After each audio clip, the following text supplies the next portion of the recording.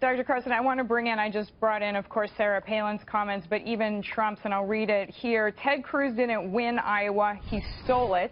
That is why all of the polls were so wrong and why he got far more votes than he anticipated. Bad. What does this mean for all of you as you move forward to New Hampshire? Well, fortunately, you're not talking about a huge number of delegates. And, it's like a baseball game. It has 9 innings. We've only gone through 1 or 2. Everybody wants to make their predictions based on that 1 or 2 innings. But there's a reason that the baseball game goes for 9 innings. And there are a lot of things that come out about a lot of people. The populace will get an opportunity to evaluate us under many different circumstances, because it is absolutely critical this time that we make the right decision. If we don't, and we get the wrong person in there and they get 2 or 3 Supreme Court picks, we can kiss America as we know it goodbye, and we have done our children and our grandchildren a great disservice. So, Dr. Carson, let me ask you, when you make the analogy to a baseball game and you say maybe we're in the 2nd inning right now, so very far from the end, what else do you fear is going to come out when you talk about dirty tricks, or even Donald Trump? And Donald Trump sent this out from Ted Cruz. We did not get this from Ted Cruz's campaign, but it is the letterhead with Ted Cruz's letterhead saying, Dr. Ben Carson taking time off from the campaign. Please inform any caucus goers of this news. Urge them to focus on Ted Cruz. So with that message coming out, and again, I just want to clarify for everyone, this has been tweeted out by Donald Trump, not obtained directly from the Ted Cruz campaign. What other tricks are going to come out in the final 7 innings? Well, I imagine that will be left up to people's imagination, but I know that they're not going to find any dirt on me because there is no dirt to find. That's why, a few months ago they went through all the shenanigans about, well, he's dishonest, he didn't actually apply to this, or he didn't take this course at Yale or whatever, all of which have been debunked, of course. They never come back and say that, of course. People can find where that's all been debunked.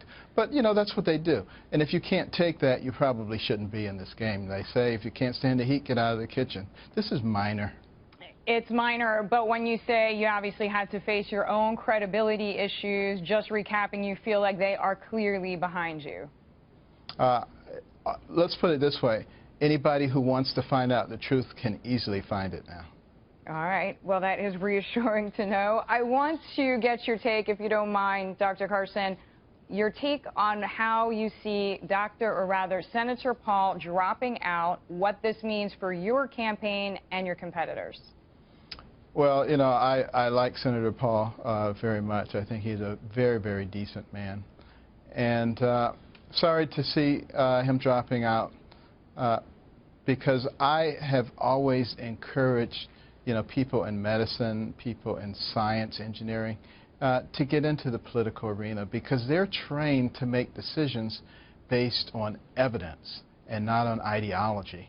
And we've got way too much ideology going on here in Washington, D.C. on both sides. We have plenty of evidence. Let's look at it.